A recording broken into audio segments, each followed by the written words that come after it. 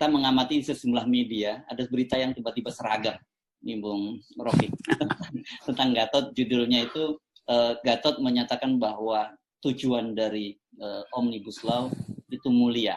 Ya, dan kelihatannya itu dikutip dari wawancara Gatot di kanal YouTube-nya Refli Harun. Dan yang menarik itu beritanya sama ini, ada banyak nih, kita lihat nih, di Rakyat Merdeka Online ada, tapi di Siwot juga ada, yang kita tahu Siwot posisinya seperti apa, dan juga media-media lain. Dan saya perhatikan ini judul-judul dan angle-nya, kalau orang media melihatnya gitu, angle-nya itu sama. Anda melihat ada semacam kebetulan saja, atau memang ini terencana? Itu sama seperti kalau saya ditanya, apa pandangan Anda tentang Presiden Jokowi? Lalu saya mulai dengan kalimat, menurut saya Pak Jokowi itu punya misi mulia untuk mensejahterakan rakyat. Oke, terus saya jeda.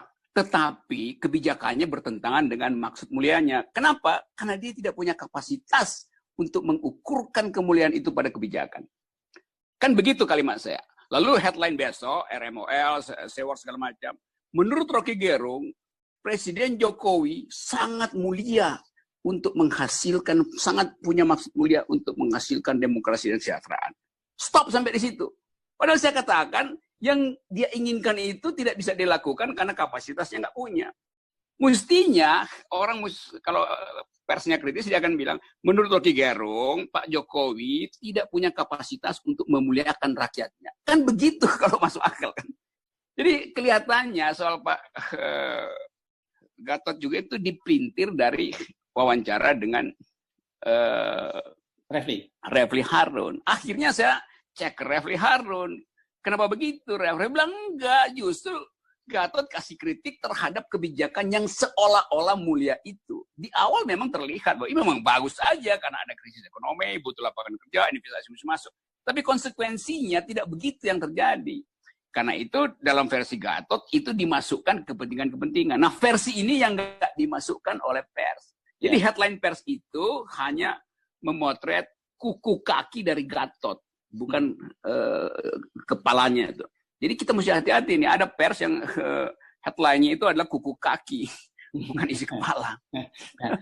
Dan kebanyakan orang kita itu senang hanya membaca judul, kemudian mengambil kesimpulan, bahkan mengomentari. Itu yang jadi masalah kan begitu.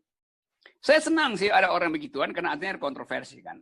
Yang buruk itu masyarakat sipil, sebagian akademisi, sebagian penganalisa itu nggak masuk dalam jebakan yang sama. Kan saya dapat banyak teman-teman saya yang justru WA ke saya, kok jadi begini lu, kok jadi begini lu. Buset deh, kalau lu punya otak dikit, lu bayangkan bagaimana mungkin dalam keadaan Gatot dituduh sebagai dalang dari demonstran, terus dia bilang itu maksud mulia. Kan otaknya nggak ada kan. LSM otaknya juga kurang itu kan. Redaktur juga otaknya kurang gitu. Kita mau masuk di situ tuh untuk menerangkan bahwa kebijakan komunikasi politik sekarang dikendalikan.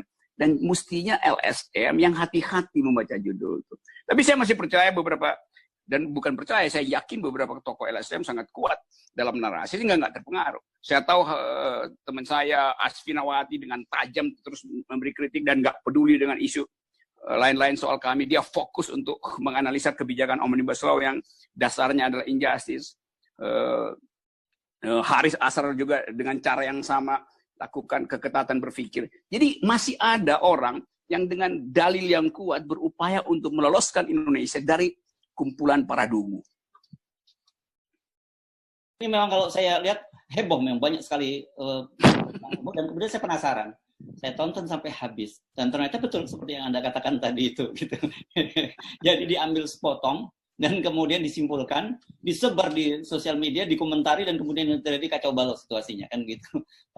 Dan memang, ya, karena ada amplop. Setelah disebar, pasti amplop turun. Itu udah SOP. Iya. Saya kira ini clear ya, saya kira soal yes. Banyak pertanyaan dari para pendukung kami dan civil society, loh kok Gatot begini kayak kerupuk melempem gitu, baru kemarin datang gagah betul ke Barreskrim mau ketemu Kapolri, tiba-tiba langsung muji-puji Jokowi ini. Ya gitulah. Ya, Grammar of stupidity diedarkan justru oleh aktivis-aktivis bayaran. baik, terima kasih, Bung Rocky. Ya, Sampai jumpa. sip, yes.